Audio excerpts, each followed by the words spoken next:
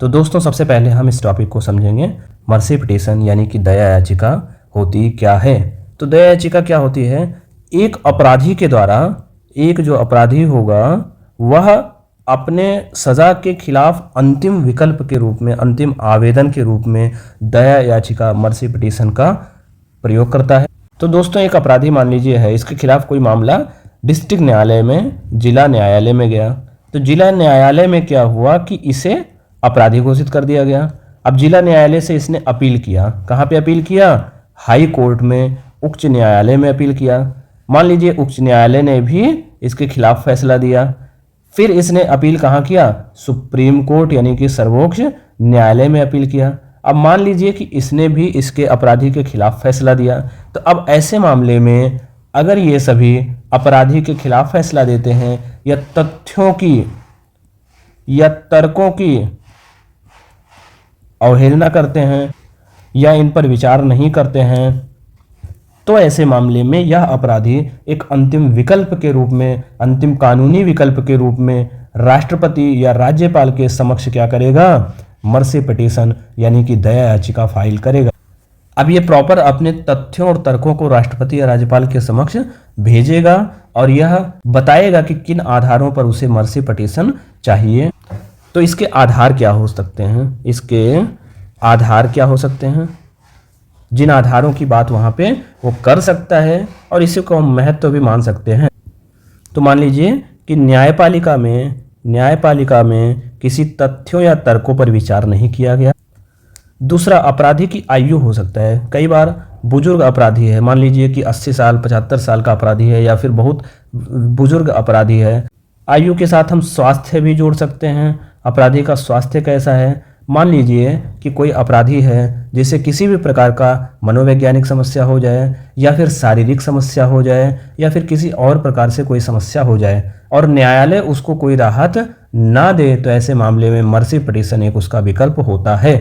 अब यहाँ पे स्वास्थ्य के मामले में अगर हम देखें तो कई बार हो सकता है कि कोई महिला है, जैसे कि महिला है वह गर्भवती है, या कोई व्यक्ति है जो दिव्यांगता को धारण कर जाए, यानी कि किसी भी प्रकार से दिव्यांग हो जाए, हाथ पैर टूट जाए, या फिर मनोवैज्ञानिक कोई समस्या हो जाए, मनोवैज्ञानिक समस्या हो जाए, या फिर कोई और स्वास्थ्य संबंधी समस्या हो जाए। तो ऐसे मामले में राष्ट्रपति या राज्यपाल के समक्ष वो स्वास्थ्य के आधार पर दया याचिका फाइल कर सकता है, मर्सी पिटीशन फाइल कर सकता है।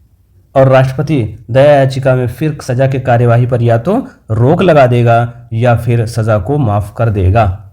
एक और आधार आपके समक्ष रखते हैं, वो है सजा के निष्पादन में अनुचित देरी। तो कई बार क्या होता है कि सजा सुनाई गई लेकिन सही समय पे सजा का निष्पादन नहीं किया गया। जैसे मान लीजिए कि फांसी की सजा सुनाई गई लेकिन उचित समय पे उसे फांसी नहीं दी गई, या फिर कोई और सजा सुनाई गई लेकिन उचित समय पर उसे वो सजा नहीं दी गई। तो सजा के निष्पादन में अनुचित देरी एक मानवाधिकार का उल्लंघन का मामला हो सकता है, क्योंकि जब किसी व्यक्ति को सजा सुनाई जाती है और उसके निष्पादन में अनुचित देरी होती है तो ऐसे में वह जीवन के साथ एक संघर्ष कर रहा होता है। तो इन मामलों में भी राष्ट्रपति या राज्यपाल के साथ समक्ष दया याचिका का आवेदन या अनुरोध कर सकता है।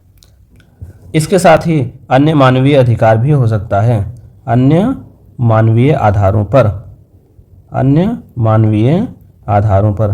तो मानवीय आधारों पर भी जो है वह सज़ा के निष्पादन पर रोक के लिए या फिर सज़ा की माफ़ी के लिए राष्ट्रपति या राज्यपाल के समक्ष दया याचिका मर्सी पिटीशन अपराधी के द्वारा प्रस्तुत किया जा सकता है। मानवीय आधारों में यही देख सकते हैं, जैसे महिला गर्भवती प्रेग्नेंट है तो जब तक बच्चे का जन्म नहीं हो जाए और बच्चे को एक आयु तक माता का प्यार न मिल जाए, यानी कि 6 महीने साल भर, तब तक के लिए उसके सज़ा के निष्पादन में रोक का मामला मानवीय आधारों पर हो सकता है, जिसके लिए मर्सी पिटीशन फाइल हो सकता है।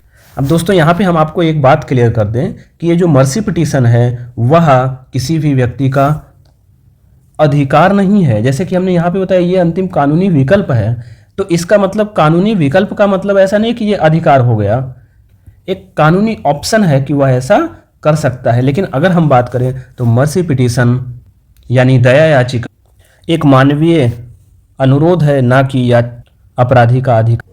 तो यह एक मानवीय अनुग्रह है, यानी कि मानवीय के आधारों पर जो है राष्ट्रपति या राज्यपाल के समक्ष आप ऐसा कर सकते हो। आप एक अधिकार के तौर पे नहीं कर सकते हो। यानी अपराधी के दया याचिका पर अगर राष्ट्रपति या राज्यपाल विचार ना करे तो अपराधी यह बोल कि उसके अधिकारों का उल्लंघन हुआ है या अधिकारों के आधार पे ऐसा राष्ट्रपति या राज्यपाल के खिलाफ मामले को न्यायालय में ले जाने का अधिकार नहीं है। यानी कि पूरी तरीके से मानवीय आधारों पर है, मानवीय अनुग्रहों पर आधारित है। अपराधी का किसी भी प्रकार से दया याचिका फाइल करने या दया याचिका फाइल करने के बाद में सुनवाई होने का कोई भी अधिकार नहीं है जिसके लिए राष्ट्रपति या राज्यपाल बाध्य हो। दया याचिका अनुच्छेद भारतीय संविधान के अनुच्छेद 72 आर्टिकल 72 के तहत राष्ट्रपति व अनुच्छेद 161 के तहत राज्यपाल को भारतीय संविधान में क्षमादान की शक्ति प्रदान की गई है। यानी ये दोनों आर्टिकल राष्ट्रपति व राज्यपाल को दया याचिका पर सुनवाई करने एवं किसी भी अपराध को माफ़ करने, कम करने की शक्ति प्रदान करता है। तो यहाँ पे जो राष्ट्रपति या राज्यपाल को क्षमादान शक्ति प्राप्त है वह 5 प्रकार की दया याचिकाओं पर सुनवाई कर सकता है। तो 5 प्रकार की दया याचिकाएं मर्सी पिटीशन है जिस पे राष्ट्रपति या राज्यपाल सुनवाई करता है। इनको हम आगे विस्तृत तरीके से पढ़ेंगे। तो ये हैं क्षमा, लघुकरण,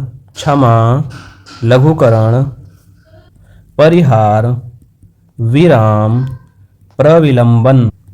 तो ये है क्षमा, लघुकरण, परिहार, विराम व प्रविलंबन। अगर आपको वीडियो समझ में आया हो, पसंद आया हो तो हमारे वीडियो को लाइक करें, शेयर करें।